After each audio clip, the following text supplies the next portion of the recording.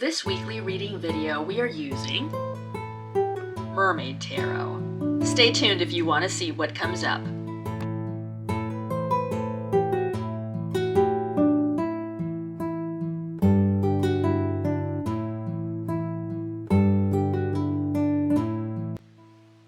Hi, it's Leia.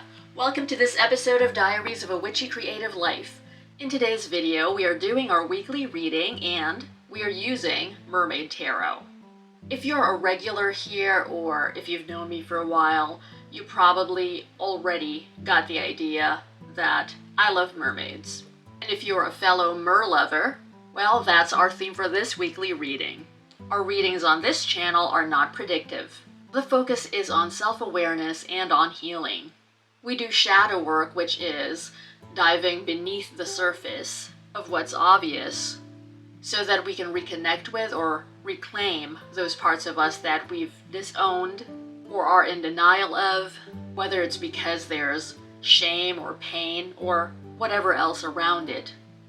With shadow work, we learn to accept and embrace these parts of ourselves, or bare minimum, begin the journey towards finding peace when it comes to these. As I always say, I shuffle the deck thoroughly before filming any reading video.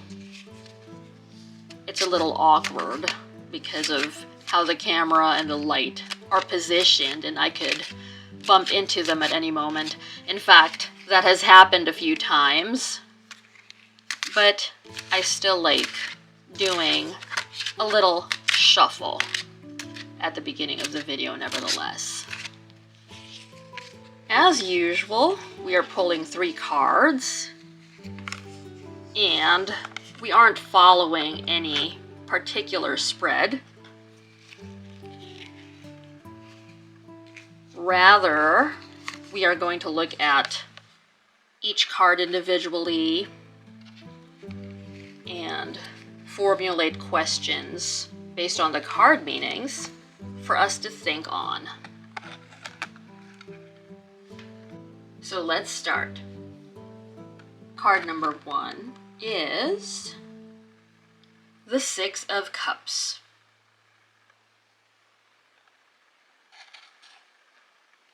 By the way, I've never said this, but these weekly readings, despite having a date on them, they're actually timeless. We don't do fortune telling here, so these videos are not a forecast at all for the week ahead. They're dated so that I can say, this is what I have for you for this week, in terms of a general food for thought reading. But if you've ever missed any week and you keep a journal and love doing personal growth work, the readings from previous weeks will work perfectly fine for that. Okay, so 6 of Cups. This is about memories, particularly childhood memories. It's about reminiscing, and the question to ponder on could be, is there anything you remember from childhood that you think could use more of an objective look now that you're grown?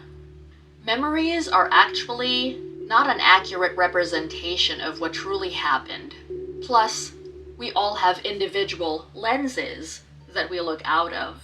So, think about certain incidents or situations from your childhood that have really affected you, and see how you might interpret them now, looking through a more objective, grown-up lens. To give an example, someone might feel they were ignored by their siblings. That's how they remember their childhood. Their siblings didn't like playing with them or spending time with them. Now, I'm not saying that what I'm about to say next is the actual truth, but could it be possible that there were hurt feelings there over, let's say, an incident where this person might not have gotten what they wanted, or there might have been an argument or something like that, and they began to distance themselves from their siblings? So even if their siblings attempted after that to get close to them again, or to initiate some playtime, because they no longer wanted to let their siblings in after what happened, let's say they bore a grudge. The years flew by, with them feeling left out, and remembering it now as their siblings didn't want to play with them. So again, this is not to devalue anyone's memories at all, but we are exploring the possibility here of feelings, which are very subjective, getting in the way of the truth. And many of us have been wounded from childhood experiences, so it is a pretty good place to do some digging for wounds that we still have as adults. Some of those have their origin in childhood for sure, and because we didn't have anyone to talk to, or we were told not to dwell on it, maybe even shamed for expressing our feelings, so we swept all that under the rug. But of course it continues to affect us to this day. But now here's an opportunity where we're sitting down and talking about it, for us to work on it. So if there's anything that has affected you strongly from your childhood years, now could be a good time to look into that. Because who knows, right? A lot of stuff we currently don't like about ourselves, or that we wish could be better about ourselves, it's quite possible that a lot of that is tied to our childhood. Moving on now to our second card, we have the Four of Swords. Okay, I'm gonna adjust this since there's a glare on it. Okay. The Four of Swords is about resting, about rejuvenation. And we're not talking about taking a one-day break here. Whoa. Okay, so I adjusted the light so there's no more glare on our middle card. So as we were saying, the Four of Swords is about deep, restorative rest. It may require stepping back or stepping away from what you've been doing or what you've been involved in so that you can truly recharge. For some, this might even mean stopping what you were doing altogether, at least indefinitely, or for a prolonged period of time, because you're worn down, or it's not good for you at this time. So comes the question now, what is it that you need to step away from? I know that despite our resistance to it, many of us could use a social media break. For sure, here and there, not going on social media over the weekend, or having one day a week where you don't log in at all. That can be helpful, but I would say that's more of a healthy habit that would be great to do weekly or bi-weekly, and it doesn't give us the benefit that a longer break does. So other than social media, what can that be for you? What would you say would be great for you to not indulge in right now?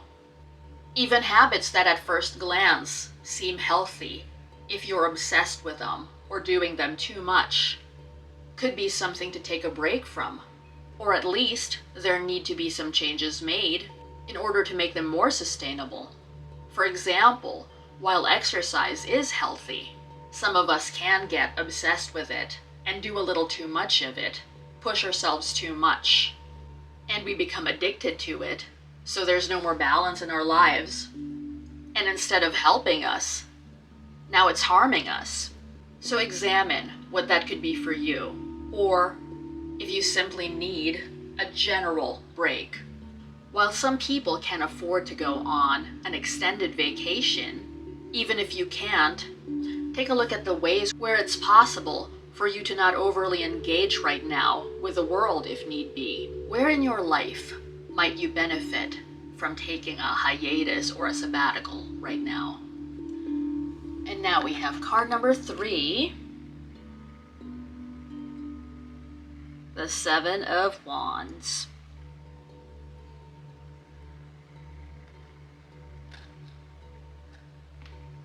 So there's a little bit of a glare on it, but I don't think it's really obscuring anything important. So, continuing. The Seven of Wands is about being confronted, feeling unwelcome, feeling backed into a corner. And I have a couple of questions in mind relating to that. The first one is there anything right now that, as unpleasant as it might seem, you need to face and confront. It could be with people in your life, sure, but even within yourself. What might you be aware of that needs attention? And it's quite important, but you've been putting it off. Maybe for someone, their relationship hasn't been in a good place for a while, yet they haven't addressed it. Because that means not only do they have to have a conversation with the person they're involved with, they also have to look at what might be some hard truths within themselves. Another example could be not being happy with someone's means of employment, but you've heard over and over again that you're lucky to even have a job or something that brings you money, and you are able to support yourself because of that thing. So even though you personally find what you do to be soul-crushing and maybe even demeaning, let's say you're surrounded by people who mistreat you, who you feel devalue you and your work, but you've continued anyway because of the aforementioned reasons. You don't want to seem ungrateful. Not to mention now, for someone perhaps who's always wanted to do something quite different from what they've been doing for a long time, like be a performer instead of go to their office job. This means that in order for the dream they've been putting off to become a reality, now they've actually got to perform. They have to put themselves out there. They have to put their art out there. All of which they've been avoiding this whole time, which is part of the reason as well why they've put up with their job, even though they feel called in a different direction and know that there are other options and possibilities. But there's fear there. And yeah, now they gotta confront it, should they choose to go in that direction. So what is your version of that? And the other question is, figuratively, where might you no longer be welcome? Where might it be time for you to leave? Sometimes we just know that the time has run out. Let's say for some habits, or for a particular routine, for a way of life that we've been living for so long, and for some in their friendships or relationships. What might you have possibly outgrown in your life? It doesn't even mean in all these instances for you to leave. Sometimes just making a much needed change is exactly what you need and refreshes everything. But it does need to be confronted. It does need to be addressed. Thank you so much for joining me for this video. To those of you who found this insightful, I'm glad it was helpful.